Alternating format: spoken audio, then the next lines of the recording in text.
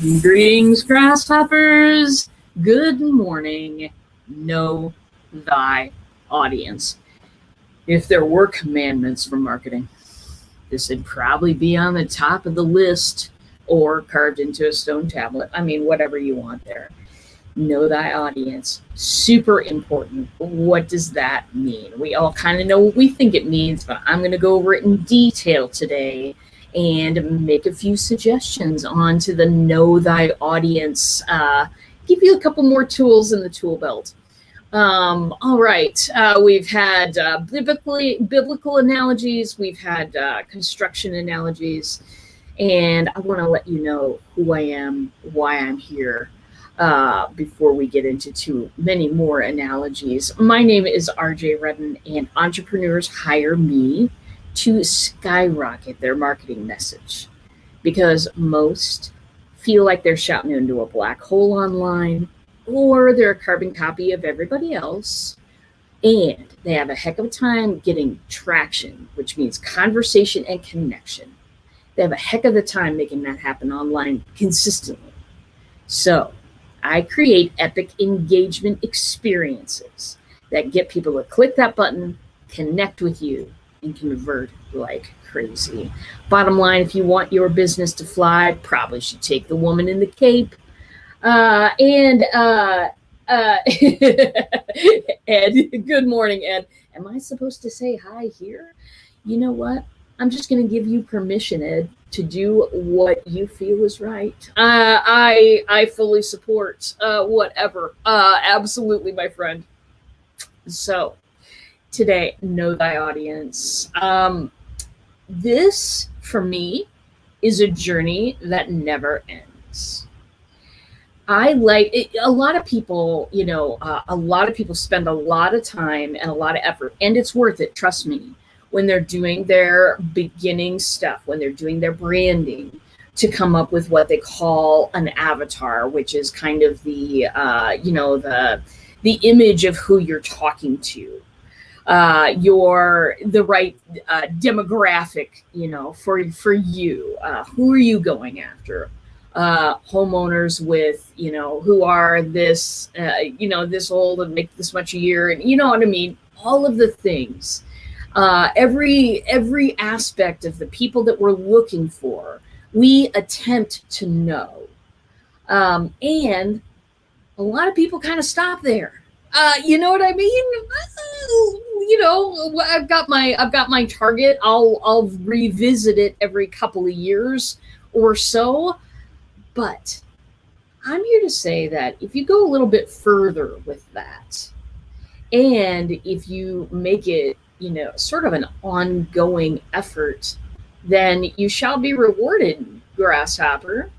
And here's what I'm talking about.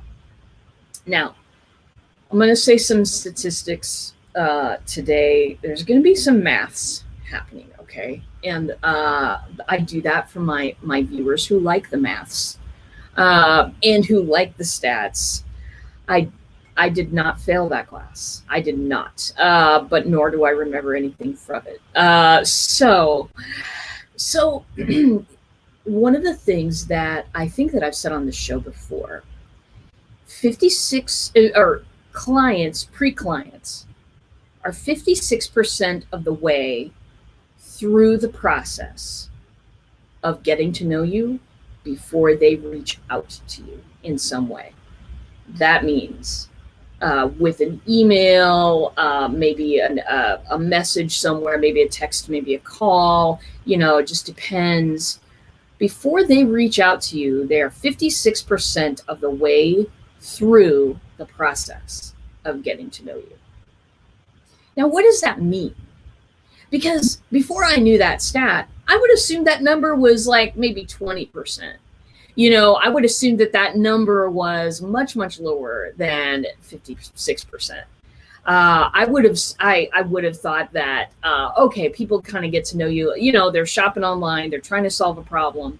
They come upon you somewhere in your marketing and they spend some time, getting to know you before they reach out to you. I would have assumed that people jump on that a heck of a lot earlier than they do, but they're almost They're over halfway through the process of getting to know you by the time they reach out to you.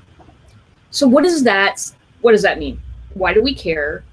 Again, are we just spouting numbers today? No, we are not number spouters. At least not just generally, like randomly. When people get to that level, knowing that they have done that much homework before they get to you, it changes my message for when they finally get to me. It changes my reaction for when they finally get to me. I know now that they don't need the basics. When somebody finally reaches out to you, when somebody gets into a bot or, joins a process or something, when someone finally makes that reach out, thinking of Michelangelo right now, when they make that final reach out, then what happens? What are you giving them? What's happening there? Are you giving them static content? Are you giving them something that they may have read already? Are you giving them something that you've predetermined that they're going to value? Now, of course, it's impossible, right? First reach out, first contact. We'll call it first contact from now on. Huge Star Trek fan. Anyway, first contact. They don't know, they know quite a bit about you. You don't know anything about them. And so you could give them static content that they may have actually read before. And that's what a lot of people do, because there's not a lot of attention on this journey part for some reason. Or you could give them some interactive content, or you can find out a little bit about them. You know what I'm saying? Let's just, for me, it's going to be interactive content every time. A quiz where they can find out about something about themselves. A bot where they can take a little bit of a journey, and we can share a little bit about us and our services. They can share a little bit about them. Other things that they can do, maybe a little interactive video that allows them to choose their own adventure. All of these things are possible, and all of these tell us a little something about that human on the other end. I think the know thy audience goes so much more deeper than know thy target. Know thy target is the start of our journey as entrepreneurs. It's not the end. It's not the end. I think that knowing your audience goes so much further. So much further. Okay, checking the comments there. No new ones, so I'm just going to proceed. All right. So I tend to want to provide the interactive content at that point.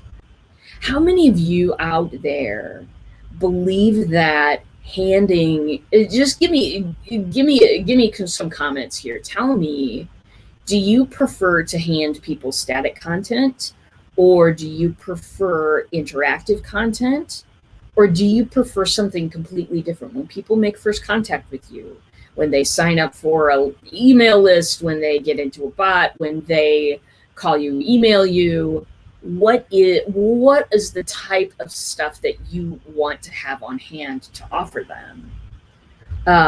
Throw it in the comments, please. Hey, Shannon. RJ, I could watch this on the go. I have to leave. Please let me know if it'll be available for it to watch later. Yeah. Shannon Ross, you know what? I got to tell you, I'm having a little event on Thursday. Come, if you have the time, come hang out, and we'll talk about this stuff for hours. But yeah, it's always available. Shannon, always available on LinkedIn, Periscope, Twitch, YouTube, Facebook. We're everywhere. Bot signals everywhere. So please avail yourself all the time. All right. So back to the business of know thy audience. What do you prefer to give people when they make that first contact with you? How can you make that first contact the most valuable thing they've ever done? or as least as close as you can get it. For me, I want to find out more about them. Now, if people actually, reach out to me, the thing that I do almost immediately is try to get them to just meeting me. I do. I want that. I want to be able to, and the purpose of these meetings, help you brainstorm how this interactive marketing, how engagement is going to, how changing your marketing is going to change your business world, basically. And what type of it do you need? Can I help? Are you maybe at a stage where a friend of mine could help you better? I want to know all these things, and it's just easier to get you on a face-to-face if I can. But if people are coming at my stuff through different links on the internet, I will generally lead them to an interactive experience. I won't, you know what I mean? The static experience, it's kind of, for me, it's just dead. It's just boring.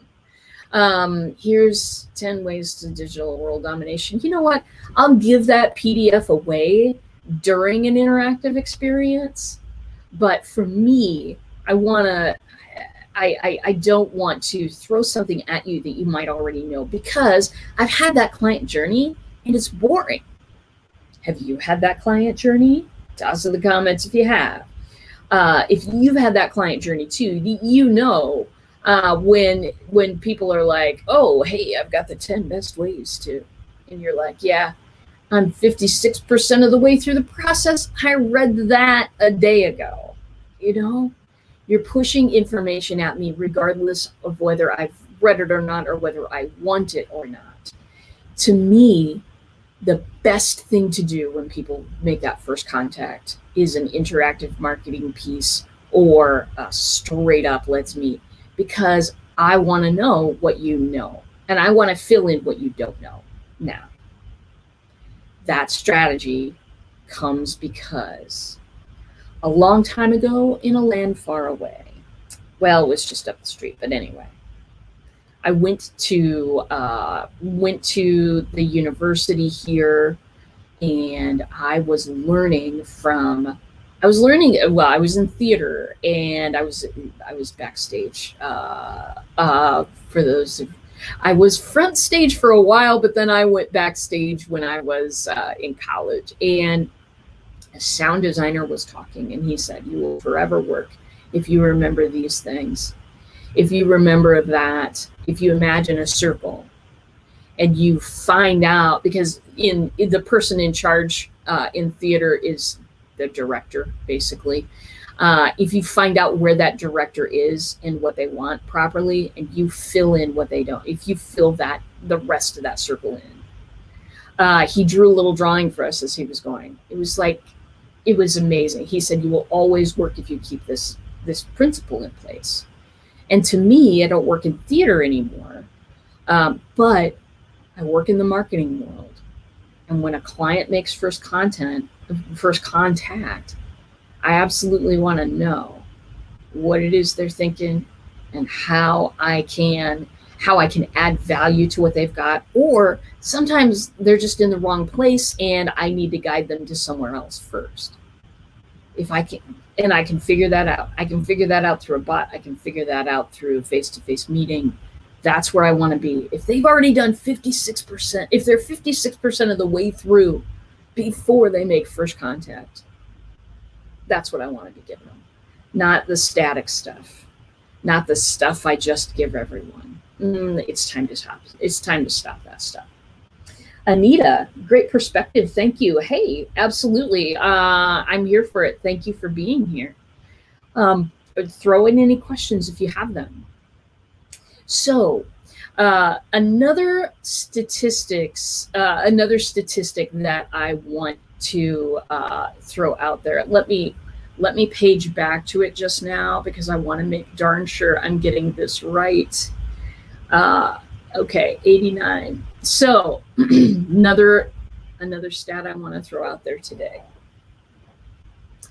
is that one of the things that we wonder about as we kind of move more to a digital age than ever, thanks COVID, as we move to more of a digital age than ever, and a lot of more of us are working at home on our own businesses than there used to be, is we worry about client loyalty. We worry about customer loyalty, basically.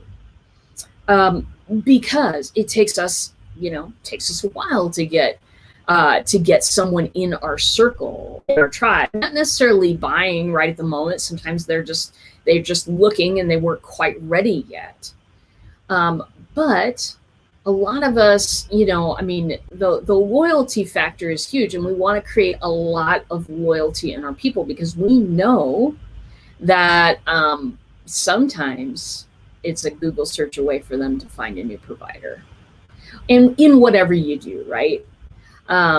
Sometimes, especially with coaches, it's kind of there's an emotional bond there as well, that of course we don't want to break. But a lot of times, it's just a Google search away for you to find another provider for whatever you want. And we know that.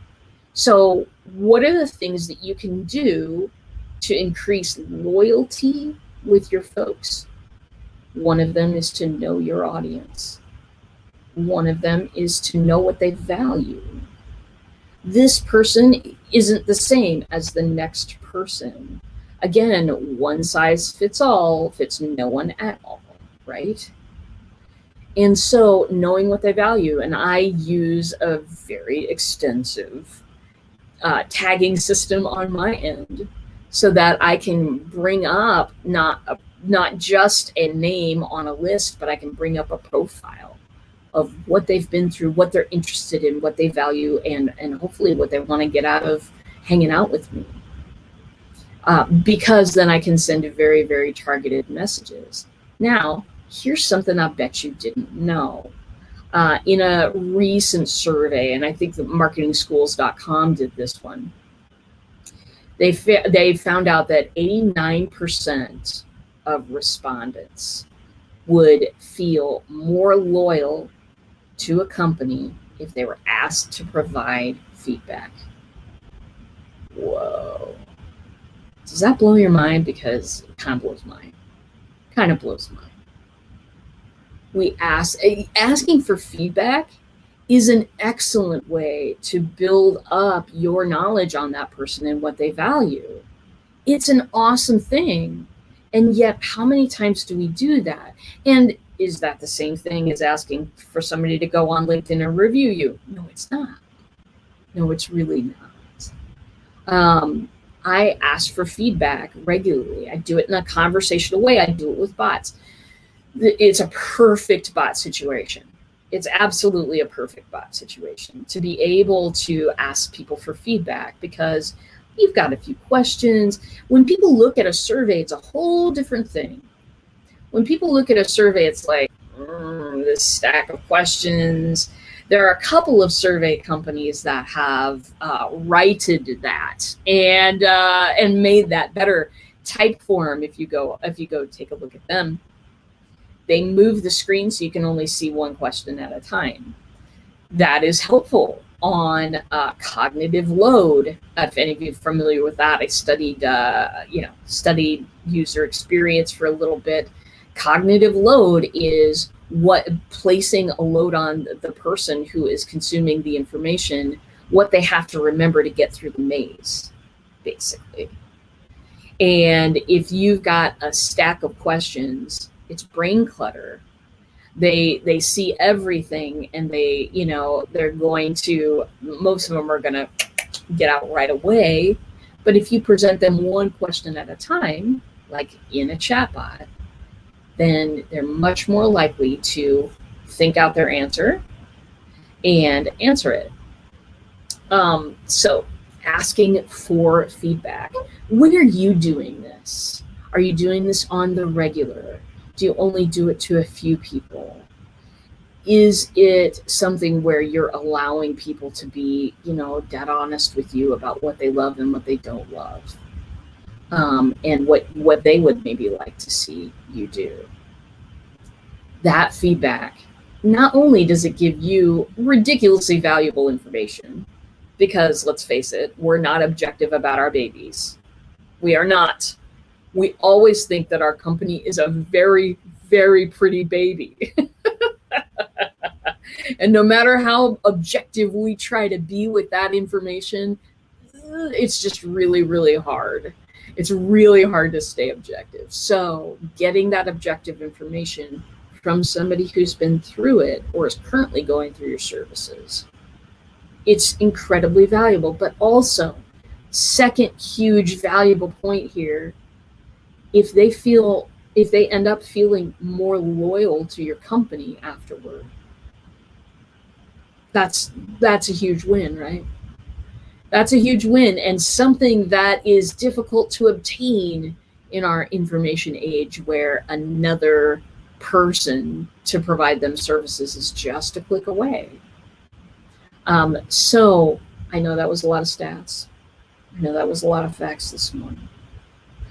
But if you can think of a way where you can know thy audience as a continuing process, rather than just once in a while ask them for a review, or do the stuff at the very beginning with your branding and then don't think about it again until you refresh your branding. That's a problem. That's a problem right there. So, my friends, I hope I've opened some concepts up for you this morning. Let's catch up on the comments. Sorry, a few minutes late. Had a local situation. And my screen is a bit blurry today. Thank you for letting me know. Got a different camera. Sometimes it does an autofocus thing, and it doesn't seem to be catching up very well. So we'll see what's up with the camera. Probably another day. Very good.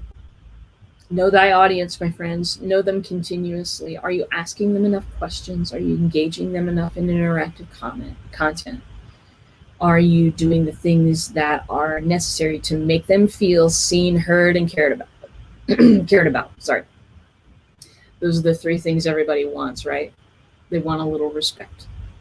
They want to be seen, and they want to be heard. No time like the present for that right now. So you can do this in your marketing. It's easier than you think. It takes a shift in perspective. It takes a little bit of a shift in mindset. The sales part of it, the way that I do marketing, sales comes naturally. I don't have to chase people down. I don't have to make promises and then hope my team can make them happen. And none of that is happening. I am making it my business to build relationships with people. I'm making it my business to get to know people on a personal level, as many as I possibly can. Once I establish that relationship, now we can start running. And that makes me feel good. Makes me feel awesome. Can't wait to learn techniques to get better at this stuff as part of my class. Oh yes, absolutely. Can't wait to have you in. For those of you who don't know, I'm going to be offering a class. It starts on, enrollment, of course, is going to be opening on Monday the 18th. And if you haven't signed up yet to come attend the live event, we'll talk a little bit about the class at the live event, obviously, and we'll get you in there. But in that live event, free, by the way, you get to learn the three ninja secrets of engagement marketing. We are going to dig down into these secrets. It's not enough for you to know. It's not. We got to apply. We got to implement some stuff while you're there, because let me tell you, distractions abound in this world.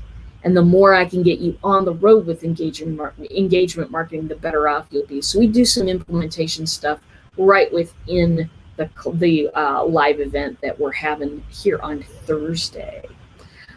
So I do hope you'll attend. If you want to go to that thing, the link is up in the comments, I believe, or just go to skyrocketlive.com and you'll be able to sign up right there. And special bonus, you are signing up within a bot. You are. That's what we have running on that page. We are putting as many bots into our relationship with people as possible, because we want to have conversations with them that just aren't necessarily possible all the time. A lot of people, we've changed our sign up pages. We've changed a lot of things so that we are running a conversation with people. Sometimes it's long, sometimes it's short, but it's the feel and the voice that I want speaking for my brand. A landing page doesn't have a feel and a voice, my friend. Usually has a put your email address here. Yay. That's just, it's not enough these days. So that's my opinion, of course. Anyway, thank you for coming today. I just want to say, I just celebrate everybody here. It's pretty amazing that y'all come and chat with me. We'll be on tomorrow. Do I remember what we're talking about? No, the title was too long. But we're going to be covering a topic in engagement marketing, because we always do. Thursday and Friday, I will not be here. Thursday, as you know, I'm doing my live gig. Friday, I am attending an event. I'm attending somebody else's live event. So I will not be here. But most weekdays, I'm here at the stroke of 10 Central. And I am so happy that you come and join me. Grasshoppers, you're the tribe that makes it worth it. And I thank you. And I hope you have a beautiful Tuesday. Reach out to me if you'd like. Hit me up for that event. And I'll see you in a bot.